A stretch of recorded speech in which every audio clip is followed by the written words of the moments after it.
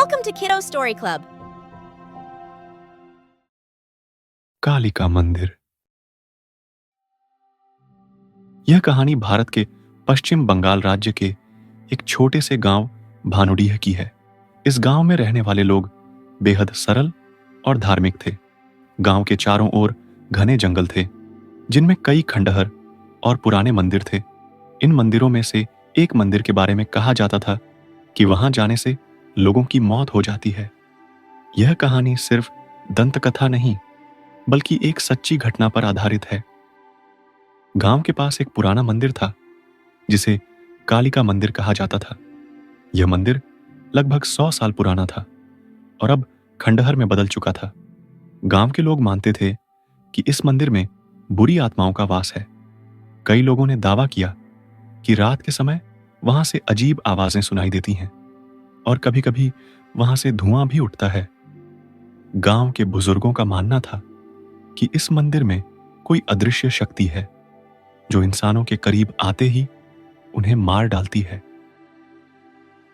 यह घटना 1990 के दशक की है, जब गांव में कुछ युवा लड़के थे जो इन कहानियों पर यकीन नहीं करते थे। उनमें से एक था राजीव, जो गांव का सबसे बहादुर और जिज्ञासु लड़का था। उसने अपने दोस्तों के साथ मिलकर एक रात मंदिर जाने की योजना बनाई। उसने सोचा कि अगर वह इस रहस्य को सुलझा ले तो पूरे गांव के लोग उसे मान्यता देंगे और उसकी बहादुरी की तारीफ करेंगे। रात के अंधेरे में राजीव और उसके 3 दोस्त मंदिर की ओर चल पड़े। उनके पास केवल एक टॉर्च और कुछ अगरबत्तियां थीं।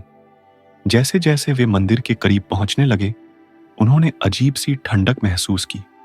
मंदिर के बाहर एक बड़ा पीपल का पेड़ था, जिसके नीचे किसी साधु की समाधि थी। राजीव ने बिना डरे मंदिर के दरवाजे को धक्का दिया और वह खुल गया।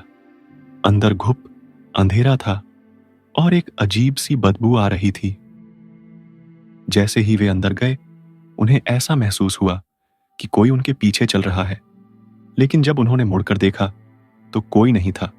राजीव ने हिम्मत जुटाई और मंदिर के अंदर के गर्भगृह की ओर बढ़ा। वहां एक पुरानी मूर्ति थी, जिस पर चढ़ाई गई बलि की निशानियां थीं। तभी अचानक मंदिर के दरवाजे जोर से बंद हो गए और अंदर अंधेरा छा गया। टॉर्च की बैटरी भी खत्म हो गई और चारों तरफ घुप अंधेरा हो गया। अचानक उन्हें एक महिला की चीख सुनाई दी, जो बेहद भयानक थी। सभी दोस्त डर से कांपने लगे और दरवाजे की तरफ दौड़े, लेकिन दरवाजा बंद था। तभी किसी अदृश्य शक्ति ने राजीव को पीछे से पकड़ लिया और उसे जमीन पर गिरा दिया। राजीव चीखते हुए अपने दोस्तों को बचने के लिए कहने लगा, लेकिन उस अदृश्य शक्ति ने उसे खींचना शुरू कर दिया। उसके दोस्तों ने दरवाजा तोड़ने की कोशिश की, लेकिन सब बेकार था। अगली सुबह जब राजीव के घर वालों ने देखा कि वह घर नहीं लौटा, तो उन्होंने पूरे गांव में उसकी तलाश शुरू की। गांव के लोग मंदिर के पास पहुंचे और देखा कि राजीव के 3 दोस्त बाहर बेहोश पड़े थे, लेकिन राजीव का कोई अता पता नहीं था। जब दोस्तों को होश आया तो उन्होंने पूरी घटना सुनाई। गांव के लोगों ने मंदिर के अंदर जाकर देखा, लेकिन राजीव वहां नहीं था। सिर्फ उसकी चप्पलें और टॉर्च वहां पड़ी थीं। गांव के पुजारी ने बताया कि यह मंदिर कभी एक शक्तिशाली तांत्रिक का स्थान था, जिसने यहां कई बलियां दी थीं। उसकी मृत्यु के बाद उसकी आत्मा ने मंदिर को अपने वश में कर लिया था और जो भी वहां जाता वह कभी लौटकर नहीं आता। राजीव का शव 3 दिन बाद जंगल के बीचों बीच मिला। उसके शरीर पर कई चोटें थीं और उसकी आंखें खुली हुई थीं, जैसे वह किसी भयानक चीज को देख रहा हो। गांव के लोग इस घटना से बेहद डर गए और उन्होंने मंदिर को हमेशा के लिए बंद कर दिया।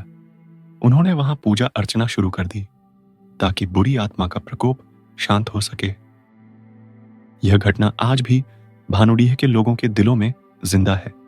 राजीव की बहादुरी उसे महंगी पड़ी, लेकिन उसने गांव के लोगों को उस मंदिर की हकीकत से वाकिफ कराया। इस घटना ने सभी को यह सिखाया कि कभी-कभी हमें अपने जिज्ञासा और साहस को नियंत्रित करना चाहिए, खासकर जब वह हमें अनजानी और खतरनाक जगहों की ओर ले जा रही हो।